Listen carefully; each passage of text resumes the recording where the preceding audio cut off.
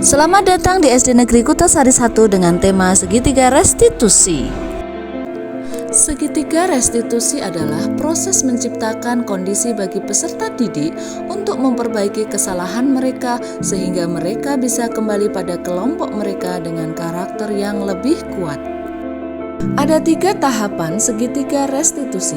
Yang pertama, menstabilkan identitas. Yang kedua, validasi tindakan yang salah. Dan yang ketiga yaitu menanyakan keyakinan. Pada tahap menstabilkan identitas, dilakukan berdasarkan prinsip membuat kesalahan adalah bagian dari proses pembelajaran, menggeser identitas gagal ke identitas sukses. Tahapan selanjutnya yaitu validasi tindakan yang salah. Tahapan ini dilakukan berdasarkan prinsip setiap perilaku berupaya memenuhi suatu kebutuhan tertentu.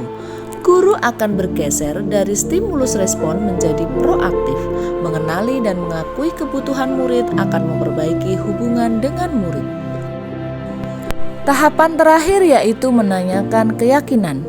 Murid akan diberikan pertanyaan-pertanyaan bermakna untuk memunculkan motivasi intrinsik dan mampu mengaitkan keyakinannya dengan tindakan yang salah. Mari kita masuk ke dalam kasus 1. Pada saat jam pelajaran Ibu Warti, Nenis tidak sengaja mengatai temannya yang bernama Asmi, bencong, karena selalu berteman dengan perempuan.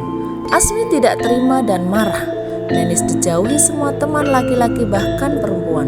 Nenis menangis sendirian di pojok kantin sekolah. Selamat pagi Mbak Nenis. Tadi waktu Bu Dona lewat kantin, Bu Dona kok melihat Mbak Nenis nangis sendirian di pojokan, mengapa ya? Karena saya dijauhi teman-teman dan tidak ada yang berteman dengan saya. Oh, kasihan sekali. Kenapa? Kejadiannya saya tidak sengaja mengatai Mas Asmi bencong karena Mas Asmi berteman-teman dengan perempuan. Oh, tapi Mbak Nenis tidak sengaja ya? Tidak sengaja. Oh, tidak sengaja. Kalau menurut Bu Dona, yang namanya tidak sengaja itu manusiawi, karena manusia itu tempatnya salah. Kadang-kadang berucap tanpa berpikir terlebih dahulu. Tapi menurut Mbak Nenis, yang Mbak Nenis lakukan, yang Mbak Nenis kata itu betul apa salah? Salah. Salah. Mengapa? Karena tidak sesuai dengan keyakinan kelas. Pintar sekali. Kira-kira keyakinan kelas apa yang sudah Mbak Nenis lakukan? Menghormati teman, menghargai teman, menyayangi teman. Oke, betul. Kita kan sudah membuat keyakinan kelas, yaitu menghargai teman, menghormati teman, tidak menyakiti hati teman. Lalu, menurut Mbak Nenis, apa yang akan Mbak Nenis lakukan untuk menyelesaikan masalah ini? Meminta maaf kepada Mas Asmi dan tidak akan mengulangi lagi. Mbak Nenis akan meminta maaf dan berjanji tidak akan mengulanginya lagi. Nah, sekarang dari kejadian ini, apa yang sudah Mbak Nenis yakini supaya tidak terulang lagi hal seperti ini? Saya akan lebih berhati-hati dalam berbicara, tidak menyakiti perasaan teman-teman. Iya, pintar sekali. Berarti Mbak Nenis yakin ya akan berusaha ke depannya untuk berhati-hati dalam berbicara supaya temannya tidak tersakiti, Mbak Nenis juga tidak tersakiti sendirian, dan kita semua bisa berteman dengan baik. Oke, terima kasih hari ini. Bu Dona tunggu kabarnya nanti kalau sudah minta maaf sama temannya, sama Mas Asmi ya. Oke, terima kasih. Pada kasus 2, menurut catatan Bu Dona, Danu sudah 3 kali tidak mengerjakan tugas dari Bu Dona. Bahkan Danu tidak merasa bersalah karena tidak mengerjakan tugas. Danu berkata bahwa dia sudah lelah belajar di sekolah dan ingin bermain HP saja di rumah. Lalu dari catatannya Bu Dona yang ada di sini, Mas Danu sudah 3 kali ini tidak mengerjakan tugas dari Bu Dona, betul? Ya betul Bu. Mengapa? Mainan HP Bu, malas mau istirahat dari guru. Mainan HP, malas mau istirahat. Oke. Lah kalau habis maghrib? Ngaji terus tidur. Oh, capek ya? Oke, menurut Bu Dona wajar sih kalau kamu mainan HP, soalnya kan seharian sudah capek belajar, jadi inginnya rebahan mainan HP. Tapi menurut Mas Danu, kira-kira yang Mas Danu lakukan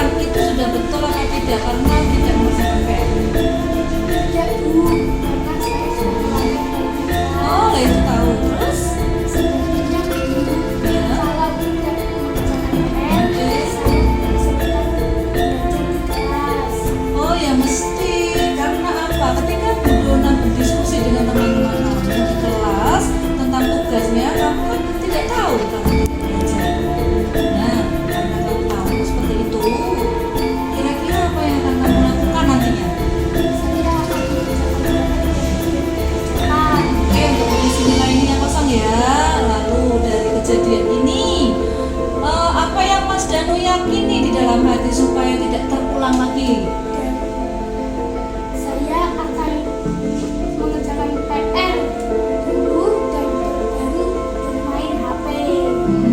Yakin? Yakin. Mau mengerjakan PR dulu? Ya. Berarti pulang sekolah mengerjakan PR dulu baru bermain Ya. HP. Sebetulnya begini Mas Danu, Mas Danu boleh sih main HP dulu bareng dulu sebentar.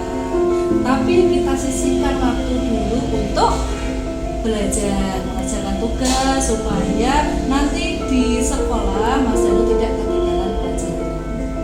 Oke? Oke.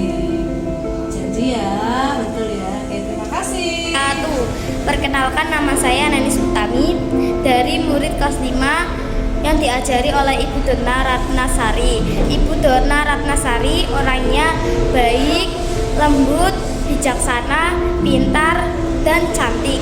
Juga bisa menyelesaikan masalah ketika menerangkan mudah dipahami. Saya Danu Febriansyah, saya murid kelas 5 yang diasuh oleh Ibu Dona Ratnasari. Ibu Dona Ratnasari itu periang, tidak sombong ketika menerangkan pelajaran, mudah dipahami dan bisa memecahkan masalah kecil sampai besar di sekolah. Terima kasih. Demikianlah tadi penyelesaian kasus permasalahan dengan segitiga restitusi. Berbuat kesalahan, mengakui, memperbaiki, dan belajar dari kesalahan adalah bentuk penghormatan tertinggi atas diri sendiri. Sampai jumpa.